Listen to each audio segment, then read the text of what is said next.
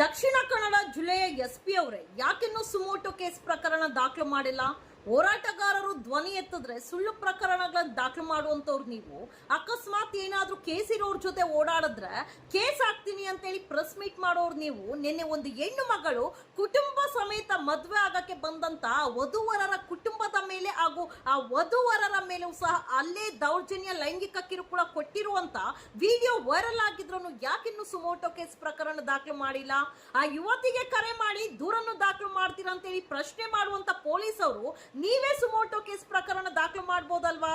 ಸೌಜನ್ಯ ತಾಯಿ ನನ್ನ ಮಗಳಿಗೆ ನ್ಯಾಯ ಕೊಡಿಸಿ ಅಂತ ಹೇಳಿ ಆ ಅಮ್ಮ ಹೋರಾಟ ಮಾಡೋದಕ್ಕೆ ನೀವು ಸುಮೋಟೋ ಕೇಸ್ ಪ್ರಕರಣ ದಾಖಲು ಮಾಡಿದಂತ ಪೊಲೀಸ್ ಅವರು ಒಂದು ಹೆಣ್ಣು ಮಗಳ ಮದುವೆ ಆಗುತ್ತೆ ಧರ್ಮಸ್ಥಳದ ಶಿವ ಪಾರ್ವತಿ ಮಂಟಪದಲ್ಲಿ. ಅದು ಗೌಡ್ರ ಹೆಣ್ಣು ಮಗಳು.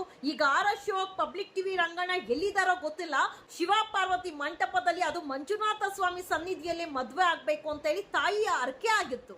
ಪ್ರತಿ ತಿಂಗಳು ಅಣ್ಣಪ್ಪ ಸ್ವಾಮಿ ದೇವಸ್ಥಾನಕ್ಕೆ ದೀಪ ಹಚ್ಚಕ್ ಬರ್ತಾ ಇದ್ದಂತ ತಾಯಿ ನನ್ನ ಮಗಳ ಮದುವೆ ಇಲ್ಲೇ ಆಗ್ಬೇಕು ಅಂತ ಅರ್ಕೆ ಮಾಡ್ಕೊಂಡಿದ್ದಂತ ಕಾರಣಕ್ಕೆ ಒಂದು ವಾರಕ್ಕೆ ಮುಂಚೆನೆ ಸಂಕೇತ್ ಹೋಟೆಲ್ ಅಲ್ಲಿ ಧರ್ಮಸ್ಥಳದಲ್ಲಿರುವಂತ ಸಂಕೇತ್ ಹೋಟೆಲ್ ಅಲ್ಲಿ ರೂಮ್ಸ್ ಬುಕ್ ಮಾಡ್ಕೊಂಡಿರ್ತಾರೆ. ಜನ ಜಾಸ್ತಿ ಆದಾಗ ಒಂದ್ ರೂಮ್ ಎಕ್ಸ್ಟ್ರಾ ಕೂಡ ತಗೊಂಡಿರ್ತಾರೆ. ಮದುವೆ ಎಲ್ಲ ಆದ್ಮೇಲೆ ಇನ್ನೇನು ವಾಪಸ್ ಹೋಗುವಂತ ಸಮಯ, ಚೆಕ್ಔಟ್ ಮಾಡ್ಬೇಕಾಗಿರುವಂತ ಸಮಯದಲ್ಲಿ ಕೀ ಕೊಡಕ್ ಹೋದಾಗ ಅಲ್ಲಿದ್ದಂತ ಯುವಕ ಹೆಣ್ಣು ಮಗಳ ಜೊತೆ ರೂಮ್ ಕ್ಲೀನ್ ಮಾಡೋರು ಯಾರು ಅಂತೇಳಿ ಅಸಭ್ಯವಾಗಿ ವರ್ತನೆ ಮಾಡ್ತಾನೆ. ಅದನ್ನ ಪ್ರಶ್ನೆ ಮಾಡಿದಂತ ಹೆಣ್ಣು ಮಗಳ ಕೈ ಹಿಡ್ಕೊಳ್ಳುವಂತ ಕೆಲಸ ಮಾಡ್ತಾನೆ, ದೌರ್ಜನ್ಯ ಮಾಡುವಂತ ಕೆಲಸ ಮಾಡ್ತಾನೆ. ಅದನ್ನ ನೋಡಿದಂತ ತಂದೆ ಯಾಕೆ ಅಂತ ಪ್ರಶ್ನೆ ಮಾಡಿದಕ್ಕೆ ನೀನ್ ಅಮ್ಮನ್ ಸೂಳೆ ಮಗನೇ ಅಂತ ಹೇಳಿ ಆ ತಂದೆಯ ಕತ್ತನ್ ಪಟ್ಟೆ ಇಟ್ಕೊಳ್ಳೋದು, ಆ ಹೆಣ್ಣು ಮಕ್ಕಳ ಮೇಲೆ ದೌರ್ಜನ್ಯ ಮಾಡೋದು, ಆ ಹೆಣ್ಣು ಮಗಳು ಧ್ವನಿ ಎತ್ತಿ ಕಂಪ್ಲೀಟ್ ವಿಡಿಯೋ ಮಾಡುವಂತ ಕೆಲಸ ಮಾಡಿದಾಗ ಅವ್ನ್ ಯಾವನ್ ದೌರ್ಜನ್ಯ ಮಾಡದ್ನಲ್ಲ ಅವನ್ನ ರೂಮ್ ಒಳಗೆ ಹಾಕಿ ಡೋರ್ ಹಾಕ್ಬಿಟ್ಟು CCTV ಕ್ಯಾಮ್ರಾ ಆನ್ ಮಾಡಿ ಇವಾಗ ಅಂತಾರಂತೆ. ಹಾಗಾದ್ರೆ ಹೋಟೆಲ್ಸ್ ಅಲ್ಲಿ CCTV ಕ್ಯಾಮ್ರಾ ಆನ್ ಇಲ್ವಾ? ಇಷ್ಟೋ ಪ್ರಕರಣಗಳು ಹೋಟೆಲ್ಸ್ ಅಲ್ಲೇ ಸೂಸೈಡ್ ಆಗಿದೆ ಅಂತಾರಲ್ವಾ, ಇದೇ ರೀತಿ ಮಾಡಿದ್ದೀರಾ? ಪ್ರಶ್ನೆ ಬೆಳಗ್ಗೆಯಿಂದ ಕಾಡ್ತಾ ಇದೆ. ಯಾವಾಗ ಹೆಣ್ಣು ಮಗಳ ಜೊತೆ ಮಾತಾಡದೆ ಅವ್ರು ಹೇಳ್ಕೊಳ್ತಾ ಇರೋದು, ಆ ಹೆಣ್ಣು ಮಗಳು ಕಣ್ಣೀರ್ ಆಗ್ತಾ ಇರೋದು, ಅವ್ರ ತಂದೆ ತಾಯಿ ಕಣ್ಣೀರ್ ಆಗ್ತಾ ಇರೋದು, ನಾವ್ 40-50 ಜನ ಇದ್ರೂ ಸಹ ನಮ್ಮ ಮೇಲೆ ಇಷ್ಟು ಹಳ್ಳೆ ದೌರ್ಜನ್ಯ ಮಾಡಿದಾರ ಅಂದ್ರೆ ಅಕಸ್ಮಾತ್ ಒಬ್ರಿಬ್ರು ಹೋಗಿದ್ರೆ ಖಂಡಿತವಾಗ್ಲೂ ಅವ್ರು ಉಳಿಸ್ತಾ ಇದ್ರ. ನಾನು ಸೇಫ್ ಇರೋ ಜಾಗ ಅಲ್ಲ ಅಂತ ಹೇಳಿ ನನ್ನ ಹತ್ರ ಮಾತಾಡ್ದಾಗ ಎಂತವ್ರಿಗೂ ಸಹ ನೋವಾಗುತ್ತೆ. ಪೊಲೀಸ್ ಅವ್ರು ದೊಡ್ಡದಾಗಿ ಹೇಳ್ತಿರಲ್ವಾ, ಕೇಸ್ ಇರೋರ್ ಜೊತೆ ಓಡಾಡಿದ್ರೆ ಕೇಸ್ ಮಾಡ್ತೀನಿ ಅಂತ ಹೇಳಿ ಪ್ರೆಸ್ ಮೀಟ್ ಮಾಡ್ತಿರಲ್ವಾ SP ಅವರೇ.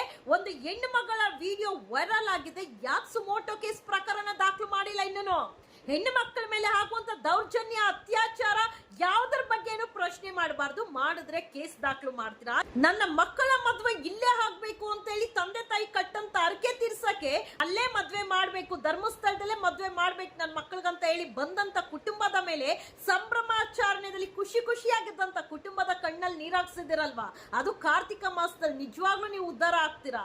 ವೀರೇಂದ್ರ ಹೆಗಡೆ ಅವರೇ, ಸೌಜನ್ಯ ಕೇಸ್ ಎಲ್ಲಾ ಕೇಸು ಬಿಡಿ, ಇದ್ರ ಬಗ್ಗೆ ನೀವು ಮಾತಾಡಲ್ಲ. ಈ ವಿಚಾರದ ಬಗ್ಗೆ ನಿಮ್ಮ ಧ್ವನಿ ಏನು? ಯಾಕೆ ಉತ್ತರ ಇಲ್ಲ? ಅಂಡ್ ಎಲ್ಲಾರು ಸಹ ಹೆಣ್ಣು ಮಗಳ ಇನ್ಸ್ಟಾಗ್ರಾಮ್ ಫೋಟೋ ಎತ್ಕೊಂಡು ತೇಜೋವಧೆ ಮಾಡುವಂತ ಕೆಲಸ ಮಾಡ್ತಾ ಇದೀರಲ್ಲ, ಇದು ಬಿಟ್ರೆ ಇನ್ನೇನ್ ಗೊತ್ತು? ಹೆಣ್ಣು ಮಕ್ಕಳ ವೈಯಕ್ತಿಕ ಫೋಟೋಸ್ ಎತ್ಕೊಂಡು ತೇಜೋವಧೆ ಮಾಡೋದ್ ಬಿಟ್ರೆ ಬೇರೆ ಏನು ನಿಮ್ ಕೈಲಿ ಮಾಡಕ್ ಸಾಧ್ಯ ಇಲ್ಲ. ಸತ್ಯನ ಯಾವತ್ತೂ ಮುಚ್ಚಾಕಕ್ ಸಾಧ್ಯ ಇಲ್ಲ. ಸೌಜನ್ಯ ಹೋರಾಟಗಾರರನ್ನ ಬಿಡಿ, ಅವರು ನ್ಯಾಯ ಕೇಳ್ತಾರೆ, ನಿಷ್ಠೆಯಿಂದ ಹೋರಾಟ ಮಾಡ್ತಾರೆ, ನಿಮ್ಗೆ ಅದು ಸಹಿಸಕ್ಕಾಗಲ್ಲ. ಆದ್ರೆ ಯಾವ್ದೋ ಒಂದು ಹೊಸ ವಧುವರ ಬಂದು ಮದ್ವೆ ಆಗ್ಬೇಕು ಅಂತ ಹೇಳಿ ಬಂದ ಕುಟುಂಬಸ್ಥರ ಮೇಲೆ ದೌರ್ಜನ್ಯ ಅಲ್ಲೇ ಮಾಡ್ತಿರಲ್ವಾ, ಅದು ಗುಂಪುಗಾರಿಕೆ, ಮಹಿಳೆಯರನ್ನೆಲ್ಲ ಕರೆಸಿ ಅವ್ರ ಮೇಲೆನೆ ದೌರ್ಜನ್ಯ ಅಲ್ಲ, ಅವ್ರ ಕುಟುಂಬಸ್ಥರು ಕಣ್ಣೀರ್ ಹಾಕಿದಾರಲ್ಲ, ಖಂಡಿತ ನೀವು ಉದ್ಧಾರ ಆಗೋದಿಲ್ಲ. ಇನ್ನೆಷ್ಟು ಜನ ಹೆಣ್ಣು ಮಕ್ಕಳಿಗೆ ನಾವು ಕೊಡ್ಬೇಕಂತ ಅದೀರಾ? ರಕ್ಷಣೆ ಇದೆಯಾ? ರಾಕ್ಷಸರಿರುವ ಪ್ರಶ್ನೆ ಮಾಡಿದ್ರೆ ಏನ್ ಮಾಡ್ತೀರಾ? ಸುಳ್ಳು ದೂರು, ಸುಳ್ಳು ಪ್ರಕರಣಗಳನ್ನ ದಾಖಲು ಮಾಡುವಂತ ಕೆಲಸ ಮಾಡ್ತೀರಾ. ಲೈವ್ ಅಲ್ಲೇ ವಿಡಿಯೋಸ್ ಹೋಗ್ತಾ ಇದ್ರೂ ಆ ಹೆಣ್ಣು ಮಗಳು ಬೈದಿರೋದು, ಕಿರ್ಚಿರೋದ್ರ ಬಗ್ಗೆ ಕೆಲವೊಬ್ರು ಕಮೆಂಟ್ ಹಾಕಿದಿರ, ಏನ್ ಇಷ್ಟು ಕೆಟ್ಟದಾಗಿ ಮಾತಾಡ್ತಾಳೆ ಅಂತ ಹೇಳಿ.